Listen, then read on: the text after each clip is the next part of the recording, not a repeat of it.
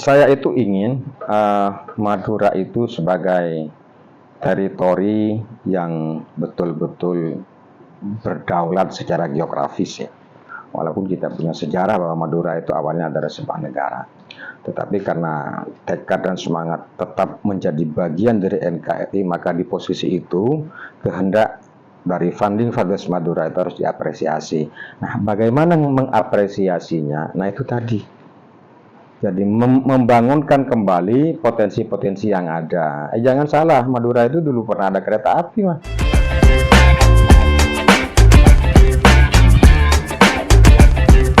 Halo Power, selamat datang di podcast Suara Rakyat sama Fanhar ya kali ini ya. Dan kita bakal ngomong-ngomong soal Pulau Madura. Makanya, padahal udah ditemenin sama Mas Abrari, Yes. anggota DPRD Jawa Timur, Komisi D. Wah, Komisi D. pembangunan ini nih. Pembangunan sama infrastruktur. Wah, pas banget nih Mas, karena kan kita kan mau ngomonginnya soal Pulau Madura. Yes. Perkara infrastruktur di Madura itu oke, memang dia sudah mulai. Tapi masih banyak yang ketinggalan loh Mas. Yeah. Iya kan? Kayak masih ada beberapa titik yang ini perlu perhatian khusus nih Mas. Bener nggak sih Mas Abrari? Ya, kita sapa dulu. Boleh. M Radio. Empower namanya Mas. Empower ya. Empower Oke, namanya. Jadi senang sekali bisa hadir di sini. Kita ngomongin soal Madura. Iya. Ini Madura bagian terpenting sebetulnya dari Provinsi Jawa Timur. Karena beberapa kali pilihan gubernur kan yang menentukan Madura. Nggak salah loh itu, bener. Satu itu. Bener itu.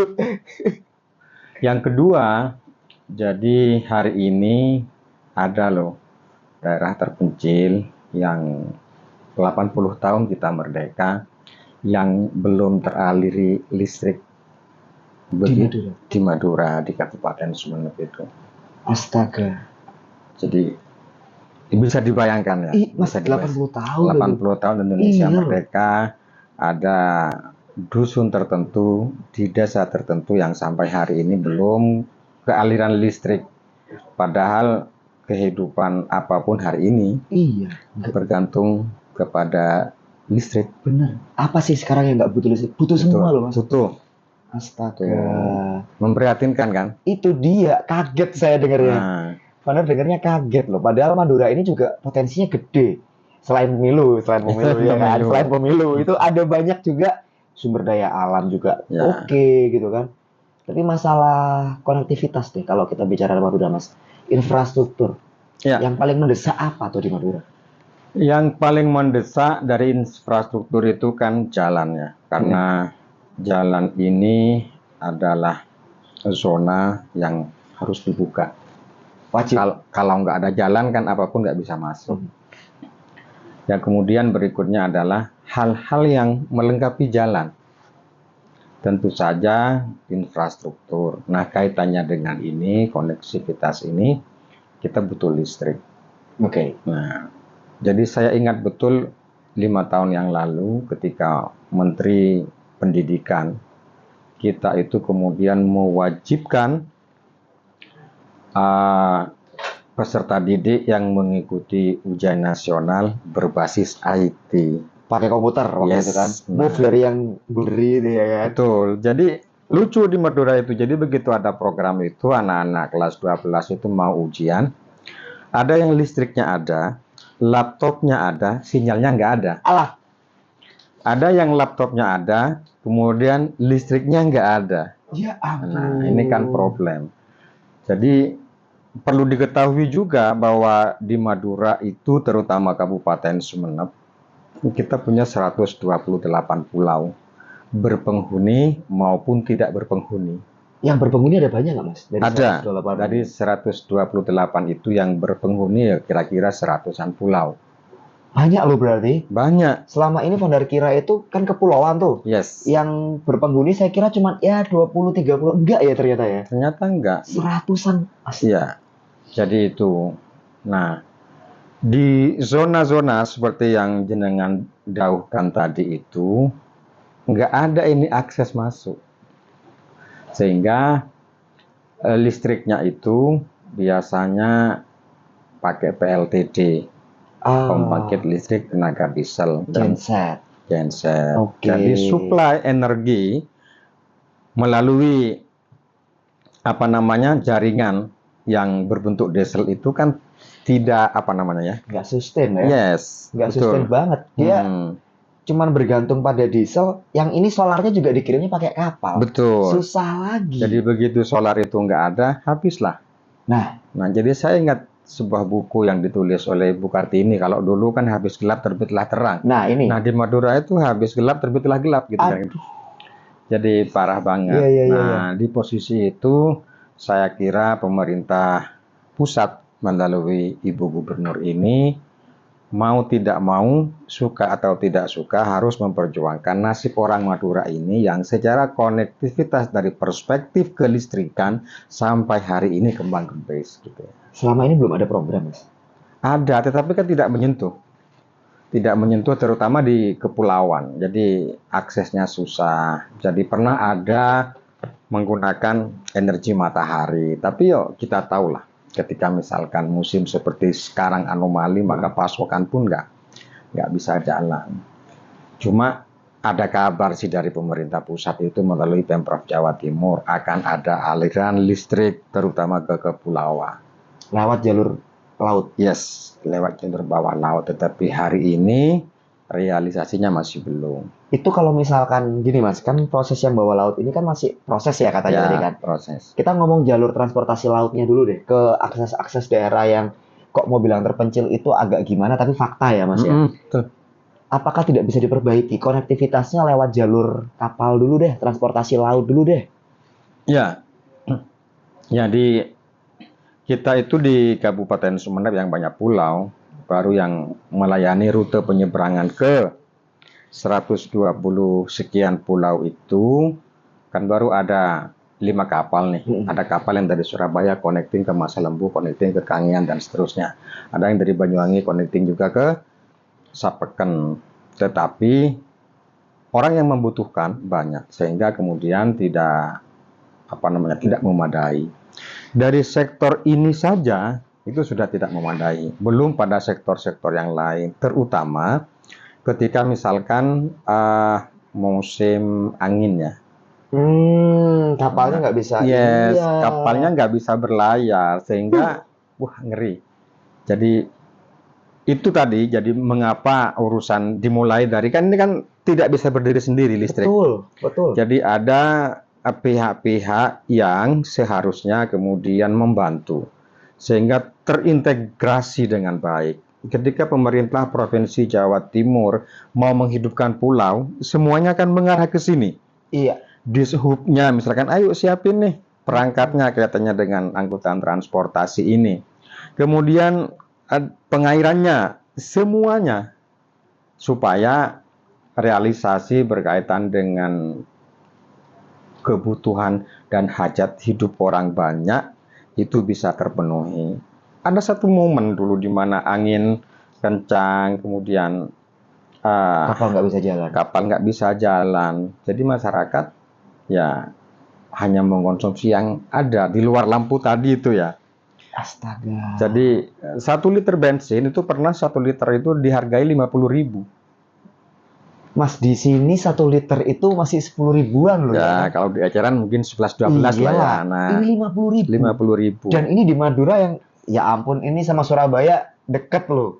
Kita nggak usah ngomong Papua deh, yang jauh kan sama Surabaya. Tapi ini dari di Madura aja bisa sampai segitu. Ya, jadi mungkin orang luar memahami Madura itu adalah satu teritori yang sederhana. Oke. Tetapi ketika di breakdown, nah saya mau cerita misalkan di sisi utara Madura itu ada satu pulau namanya Pulau Keramian, Kecamatan Masa Lembu. Bisa dibayangkan dari Pulau Keramian ini kalau mau ke Banjarmasin Lebih dekat ya. itu butuh 4 jam.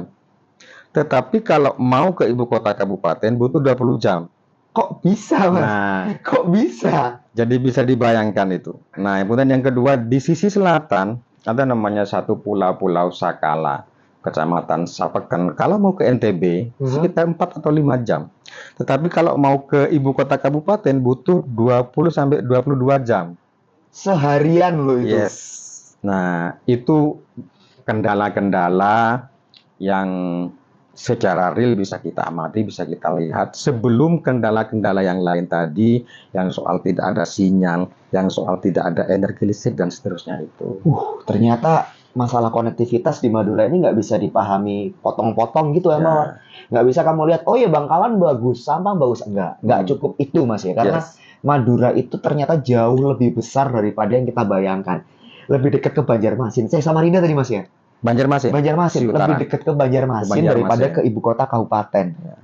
Oh, jangan Jadi kalau di Surabaya itu ada jalan tol, di Madura juga ada jalan tol ngantol namanya itu.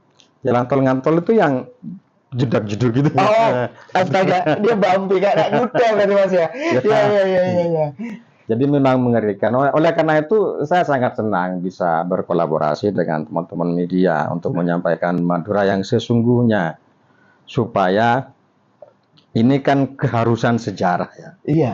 Keharusan sejarah, dan mungkin tidak banyak yang tahu bahwa awalnya Madura itu bukan hanya teritori yang menjadi bagian dari Jawa Timur.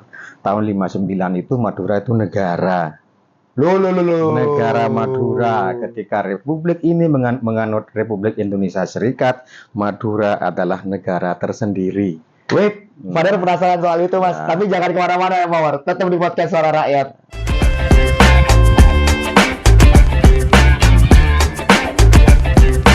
Gimana? Penasaran nggak? Tahun 59, kata Mas Abrari tadi ya. Madura adalah negara. Kok bisa, Mas? Oke, jadi dulu itu kan negara ini setelah merdeka pernah mencoba membuat sistem ketatanegaraan itu dengan konsep federal. Oh, waktu zaman Republik Indonesia Serikat ya. Iya. Waktu itu kalau nggak salah Perdana Menterinya Safrudin kalau nggak salah, tapi coba nanti kita harusnya benar sih waktu RIS itu memang eranya itu. Ya, nanti cuma setahun kan, tidak bertahan lama. Jadi jejak sejarahnya, ibu kota negaranya masih ada utuh sampai hari ini. Di mana? Di Pamekasan tuh ibu kotanya. Oh, Pamekasan. Nah, itu negara. Nah, maksud saya kaitannya dengan koneksitas tadi itu soal transportasi, soal energi. Nah, Pemprov Jawa Timur harusnya peka ya. Kenapa harus peka? Jadi beberapa tahun terakhir ini kan ada gerakan tuh Madura provinsi. Yes. Iya, banyak tuh. Benar. Dari Provinsi Jawa Timur. Maksud saya sebetulnya mungkin bukan ke sana, cuma Madura agar diperhatikan. Yang kedua, nah di Madura itu kan gasnya banyak. Itu dia, banyak. Benar. Ada eksplorasi yang aktif sampai hari ini, hitungan saya itu ada sekitar 6. Satu di Bangkalan, satu lagi di Sampang, dan lainnya di Kabupaten Sumeneb, termasuk Kagian Energi Indonesia itu gitu ya. Nah, regulasinya berbunyi daerah penghasil itu tidak mendapat utuh. Dia hanya mendapatkan 6%. Maka dulu pernah ada berita gasnya diambil ke Jawa Timur, tetapi daerah sekitar penghasil gas dia tidak mendapatkan apa-apa. 6%, Mas? Yes. Kok dikit? Dikit. Jadi daerah penghasil yang kelewatan jalur itu 6% dari total yang didapat. Dan itu sama. Jadi kita bicara soal global, misalkan di ExxonMobil, di Nyoman, di NTB, atau di tambang-tambang lainnya segitu itu. Nah, itu sebabnya melalui forum ini saya kira Ibu Gubernur yang terhormat mungkin menonton ini. Jadi ayolah. Jadi selain membangun sumber daya manusia, sumber daya energinya yang kemudian terdistribusi dengan baik kepada masyarakat Madura, terutama di Kabupaten Sumeneb yang sampai hari ini sebagiannya masih blackout ya namanya. Masih habis gelap terus gitu ya. Dan perlu diketahui, nah kalau kemudian Madura itu agak redup bahkan gelap, ini bisa mengancam populasi populasinya bisa tambah. cepat, Ya kan? karena nggak ada pekerjaan Betul. lain. Karena nggak ada aktivitas lain. Nggak ada aktivitas Masuk lain. akal sih. Tapi kalau kita bicara Madura ini kan dia penghasil gas ya juga Gas, terbesar ya. juga di Jawa Timur kan Yes. Mas ya. Nggak ada perda gitu yang mengatur bahwa oke, ini daerah penghasil gas. Ya. Kita bentuk satu perda, harus kita bangun jalan di sana, harus kita pedulikan transportasi di sana. Nggak ada kayak gitu Mas. Kalau perda memang belum, tetapi regulasi dari pusat gitu ya. Nah, kalau perdanya itu hanya berbunyi bahwa CSR-nya itu harus kembali ke situ. Tapi kan tidak imbang. Iya. Tidak imbang artinya jalan-jalan, infrastruktur yang berada di sekitar penambangan itu selalu tidak imbang ketika dibandingkan dengan hasil tambang yang dikeruk. Dan siapapun di Republik ini tidak pernah tahu yang sesungguhnya.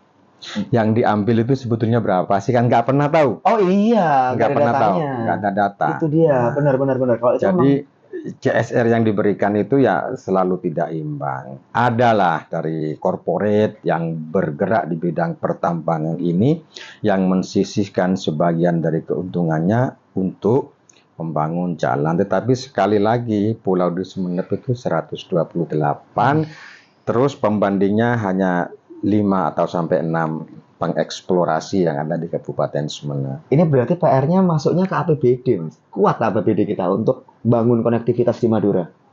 Saya kira iya. Jadi kalau pada level kabupaten, kalau di kabupaten di Madura, 4 kabupaten di Madura itu bicara APBD-nya itu kan tidak lebih dari 3 triliun per kabupaten. Dan ini jauh lebih sedikit dibanding provinsi. Tetapi sekali lagi provinsi juga banyak yang harus dikerjakan.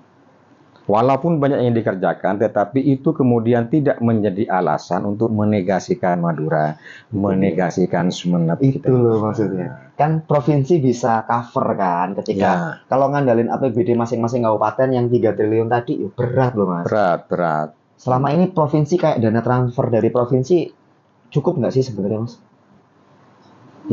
Tidak akan pernah cukup. Tidak akan pernah cukup dibanding kebutuhan. Apalagi hari ini ketika pemerintah memberlakukan kebijakan soal pengurangan. Semakin. Kata Pak Harto semakin itu. Semakin.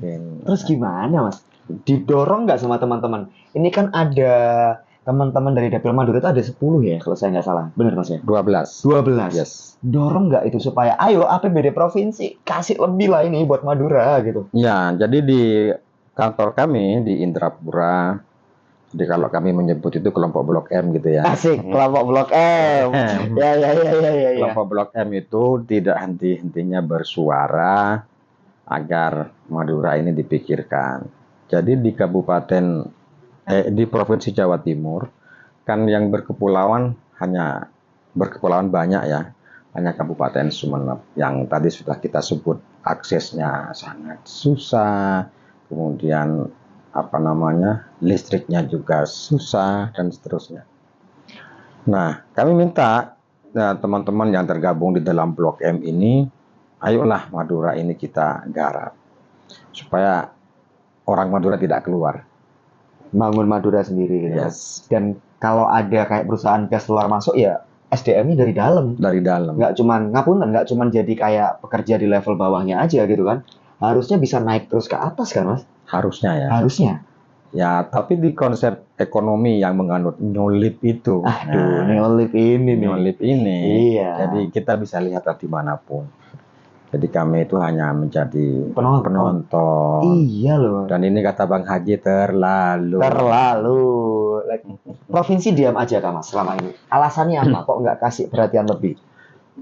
Ada, provinsi tidak diam. Cuma mungkin konstruknya itu diubah. Sejauh ini yang saya amati, Provinsi Jawa Timur membantunya itu pada konteks bansos, pada konteks bantuan kepada orang-orang miskin. Itu sih penting. Tetapi ini kan kalau ibaratnya sebuah mercon ini kan sumbu pendek. Selesai kan? Selesai. Nah, tetapi kalau kemudian terintegrasi dari jajaran SOPD terkait di Provinsi Jawa Timur tentang Madura ini bersama-sama.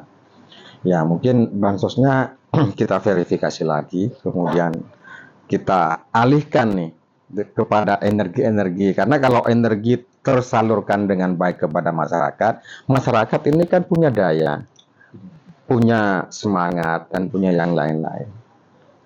Jadi kalau menurut Mas Abrari ini bantuannya sebenarnya sudah oke, sudah ada. Sudah ada. Cuman ayo diubah mindsetnya. Ya. Gitu kan. Jadi Jangan kasih bantuan tunai Betul. itu malah bikin dalam tanda petik manja ya Mas. manja. Jadi ya apa ya, ngasihnya itu bukan ikan tapi pancing. Sudah pernah dicoba mungkin Mas, terus tidak berhasil mungkin. Atau ada kendala lain Yang mana ini? yang ngasih pancing? Nah, yang ngasih pancing ini pernah dicoba. Ada salah satu pulau misalkan di Kecamatan Gili Genteng itu. Nah, jadi lemahnya di pemerintah itu, dia selalu ingin menyebarkan program. Nah, bisa dibayangkan, kalau menurut saya itu, ini tuntaskan dulu. Ketika ini tuntas, baru pindah ke tempat yang lain.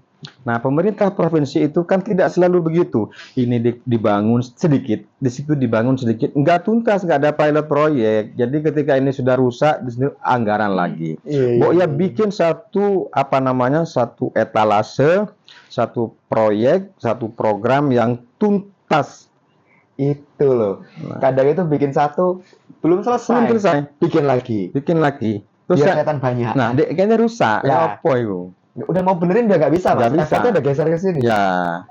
Oke, ini berarti tantangannya adalah dalam tanda petik tantangan politik berarti. Ya, makanya karena gubernur itu adalah jabatan politik, maka gubernur memiliki kewenangan untuk menggunakan kekuatannya secara politik, memberlakukan sistem tadi. Ayo dibangun satu sampai tuntas. Nanti nek wis iki rampung, pindah lagi, rampungin lagi dan seterusnya. Wah, iya. Jadi semakin seru kan ya Power. Kamu jangan kemana-mana deh. Aku masih punya banyak pertanyaan buat Mas Abrari karena perkara Madura ini ternyata tidak sesimpel yang Founder bayangkan. Tidak sesederhana itu. Itu dia. Jangan kemana-mana. Tetap di podcast Suara Rakyat Empower.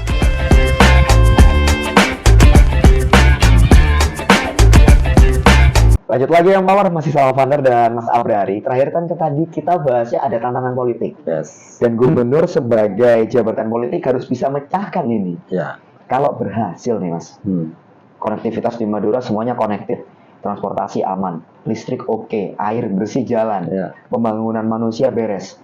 Madura bisa jadi sehebat apa Mas Abrari? Singapura itu tidak seluas Madura. Jadi kalau teritori Singapura yang sesempit itu dibandingkan Madura masih jauh lebih luas. Tetapi Singapura berjuang kemudian sampai menjadi negara kecil yang pengaruhnya besar. Nah, Madura itu sebetulnya sama. Jadi pintunya bisa masuk di mana-mana. Nah, kami punya mimpi sebagaimana dulu mimpinya orang-orang terdahulu ketika jembatan Suramadu dibangun. Itu sekitaran tahun 92 saya ingat saya, wacana tentang Suramadu itu sudah ada. Maka mimpinya itu bukan membangun di Madura, tetapi membangun Madura. Oke, ini sekitar sama loh, tapi beda. Ya, maknanya dalam loh. Dalam loh ini. Benar-benar. Kalau membangun di Madura ya sama. Tadi kalau hanya bangunannya di Madura, tetapi Maduranya ya seperti yang kita tahu. Nah, kalau membangun di Madura, kemudian kata orang Jawa itu dipetani. Oke. Jadi 4 kabupaten ini punya apa? Misalkan kalau semua sanitasinya baik, listriknya baik, kemudian jalannya juga oke. Nah, kita mimpinya masyarakat Madura itu kemudian ada zonasi. Ini kalau orang luar butuh keris kemana ini? Oke, datang ke sektor ini datang gitu ya.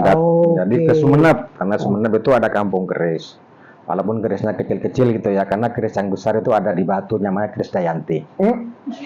Nah, saya nggak expect, memang benar sih tapi. Jadi, nah itu, jadi kalau kita ini mau fosfatnya ada di mana? Nggak mungkin dong kemudian Bangkalan menjual semuanya, Sampang menjual semuanya, dan Sumeneb juga menjual semuanya, nggak mungkin. Jadi ada spesifikasi.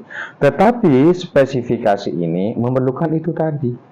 memerlukan yang lain-lain. Nah, kalau kita butuh ikan di mana ini. Nah, itu dulu pernah muncul sekitaran tahun 92 ketika saya menjadi mahasiswa ketika itu. Tetapi semakin ke sini kok ya hanya di mimpi saja. Nggak beres-beres dari 95 Nah, jadi sampai wacana. 2005, 25 Ya, cuman masih wacana aja. wacana. Apa, Mas? Jadi yang pertama yang harus dikuatkan, jadi Madura ini bersatu dulu. Oke. Nah, Maduranya bersatu dulu dari ujung timur sampai ujung barat itu bersatu, dan nampaknya penguasa lama yang enggan bersatu waktu itu hari ini karena pemerintahannya terutama bupatinya sudah muda-muda, momentum ini ada. Harusnya bisa. Ya, momentum ini sudah ada, para bupati sudah berkumpul bagaimana membangun Madura bersama-sama, kemudian mempetani tadi, kalau sentra ikan ini di mana, sentra batik juga di mana, dan seterusnya. Nah, kemudian yang kedua, karena masyarakat Madura itu adalah masyarakat yang religius, ada satu yang diinginkan oleh ulama terutama. Jadi kalau di Madinah itu namanya Madinatul Munawwarah gitu. Kalau di Mekah itu Makkatul Mukarramah, Madura itu namanya Maduratul Mubarakah. Nah, barokah ini yang kemudian bisa dinikmati. Tidak mungkin loh daerah itu kemudian menjual apa saja, nggak bisa. nggak bisa. Mau jadi jago di banyak hal, tidak mungkin. Tidak mungkin, betul. Angel itu. Betul, pasti akan ada satu spesialisasinya. Ya, kan? nah, karena itu, jadi keyakinan politik kami itu, kalau integrasi antar Madura lalu bersinergi dengan pemerintah Provinsi Jawa Timur di effort oleh pemerintah pusat, maka mimpi-mimpi tadi itu bisa terwujud secara perlahan-lahan. Jadi ekonomi tumbuh, ekonomi tumbuh dan seterusnya. Ketika aksesnya ini kita penuhi. Nah, mungkin Mas Fahran tidak. Fanhar, Mas. Fanhar ya, sorry. Fanhar. Mas Fanhar. Ya. Nah, jadi kantong gas itu ada di Pulau Kangean. Oke. Dulu waktu saya masih anggota DPRD Kabupaten, mau ke ke PTK ini, Kangean Energi Indonesia ini muter, Mas. Dari Sumeneb ke Surabaya. Baru dari Surabaya ke Bali. Ke Bali dulu. Dari Bali kemudian ke kantong gas yang ada di Sumeneb itu. Astaga, muternya jauh loh. Jauh. Jadi katanya dengan tadi itu. Nah, padahal bisa nggak sih sebenarnya dia direct gitu? Bisa. Jadi sekarang sudah mulai ada pesawat ATR yang isinya 12 orang itu, yang terbang rendah itu, yang tingkat keolengannya itu seperti itu. Tetapi paling tidak yang ingin saya sampaikan, satu, jangan pernah berhenti membangun Madura. Itu kuncinya, supaya masyarakat itu tidak keluar. Kata Prof. Mahfud itu, Mas Fahron. Fanhar. Kata Pak Mahfud MD itu, kalau semua orang Madura itu pulang ke Madura itu bisa tenggelam. Penuh, banyak soalnya. Iya. Nah, sebetulnya selain soal gas itu di Madura itu potensinya banyak. Potensi misalkan fosfat ya ada. Di daerah mana, Mas? Di daerah Sumeneb ada, di daerah Pamekasan ada. Kemudian batu baranya juga ada. Loh, batu bara? Iya. Saya baru dengar kalau batu bara. Batu baranya juga ada. Wow. Cuma kan ini tadi, jadi kenapa masyarakat itu masih ragu-ragu memberikan ini, berkolaborasi tentang ini. Khawatir cari wong Jawa itu dia pusing. Dikerok aja SDA-nya, nggak dapat apa-apa gitu. Betul. Nah, jadi misalkan Madura itu kan menghasil jagung. Nah, ya dibantu penghasil singkong juga iya. Biar masyarakat Madura itu tidak mengirim singkong keluar. Tapi hasil pabriknya aja yang ditaruh di Madura. Nah, ini kan yang kita perlukan. Begitu juga soal ikan dan soal-soal yang lain. Saya kira butuh keterlibatan para pihak, terutama pemerintah yang ada di atasnya. Oke, biar nggak diapusi itu loh Mas sebenarnya. Ya. Harus gimana sebenarnya masyarakat Madura ini? Nah, masyarakat Madura itu pertama kan di Madura itu ada 4 kabupaten, kemudian masing-masing kabupaten itu memberikan full mandat kepada katakanlah bupati. Nah, bupatinya memikir juga, jangan hanya berpikir bagaimana melanggengkan kekuasaannya, tetapi dia juga berpikir bagaimana masyarakat itu tercerahkan, terberdayakan, kemudian potensi ekonominya bisa jalan. Hari ini kan luar biasa untuk mencari pekerjaan. Makanya kita frame-nya balik, jangan mencari pekerjaan, kita ciptakan pekerjaan di masing-masing zona dan seterusnya. Nah, makanya kalau kemudian pemerintah itu betul-betul ingin membangun dimanapun ya, termasuk di Madura, saya nggak begitu rumit. Semangatnya harus ada dulu. Harus ada Dan harus diwujudkan. Nggak ya. cuma semangat toh, Mas. Jadi berpikirnya itu kemudian jangan berpikir sebagai konsumen, tapi berpikir sebagai produsen. Oke. Nah, ini poinnya di sini. Dan pemerintah juga harus jadi regulator yang adil. Yes. Percuma kalau masyarakatnya udah punya effort, tapi dari sisi pemerintahnya, Ya, ini kan ada 4 kabupaten, nggak bisa menyatukan itu, Mas. ya. Tantangannya kan di situ berarti. Yes. Potensinya sudah ada, kemudian jangan salah gitu ya. Madura itu punya tanaman, misalkan ada semangka banyak, ada melon yang terkenal. Maksud saya itu, kalau masyarakat punya ini, ya bukakan dong pasarnya. Kan Kasih ini akses gitu kan. betul kaitannya dengan koneksivitas Betul, tadi betul, itu. Karena harus ditangkap, ada potensi apa ditangkap. Ini Ya, yang perlu dilakukan, Mas. betul. Kajian ini sih harusnya yang, ya pemerintah perlu lakukan kajian nih untuk metani mana ya, Mas. Ya, Metanin ada apa aja di Madura gitu kan. betul. Jadi sensus potensinya harus Iya. ada. Jadi kadang-kadang kami sebagai warga Madura itu iri dalam tanda kutip ya, dengan Batu misalkan. Di Batu itu apa yang nggak bisa dibuat keripik? Semua ada. Semua. Apel ada ya kan. Jeruk Keripik salak, Betul, keripik salak, apa? iya. Macam-macam. Tapi kenapa itu di Madura nggak bisa? Nah, jadi saya kemarin juga usul. Jadi di Madura itu, Mas, ada satu pulau namanya Pulau Sepudi ya. Lucunya ini, populasi jumlah sapi dengan jumlah penduduk di Pulau Sapudi ini lebih banyak sapi. Ini sama kayak di New Zealand, Mas. Yes. Katanya di sana domba ya. Ya, Mas? domba. Iya, kalau di Sapudi ini banyak sapi. Sapi. Harusnya Nah, bisa jadi peternakan tuh, Mas. jadi gitu. Jadi kalau misalkan masyarakat ini yang sudah merelakan dirinya untuk mempertahankan varietas yang asli Madura itu seperti itu, kok ya dibikin circle, dibikin sistem supaya kantong-kantong ini berdaya. Oke. Jadi kalau sapi Madura itu kalau jantan namanya sapi emas, kalau betina sapi kira-kira begitu ya. Nggak salah sih. Nah, Jujur masih sering kaget sama ceplos sama Sabri. Tapi ini menarik loh ini, Mas. Ini menarik banget kalau kita bicara Madura. Terakhir deh, Mas Abrari. ya. Mas Abrari sendiri ada nggak mimpi yang ingin diwujudkan untuk Madura yang sampai sekarang masih terus diupayakan? Oke, jadi saya itu ingin Madura itu sebagai teritori yang betul-betul berdaulat secara geografis ya. Walaupun kita punya sejarah bahwa Madura itu awalnya adalah sebuah negara. Tetapi karena tekad dan semangat tetap menjadi bagian dari NKRI, maka di posisi itu kehendak dari Founding Fathers Madura itu harus diapresiasi. Nah, bagaimana mengapresiasinya? Nah, itu tadi. Jadi membangunkan kembali potensi-potensi yang ada. Jangan salah, Madura itu dulu pernah ada kereta api, Mas. Sampai sekarang relnya masih ada.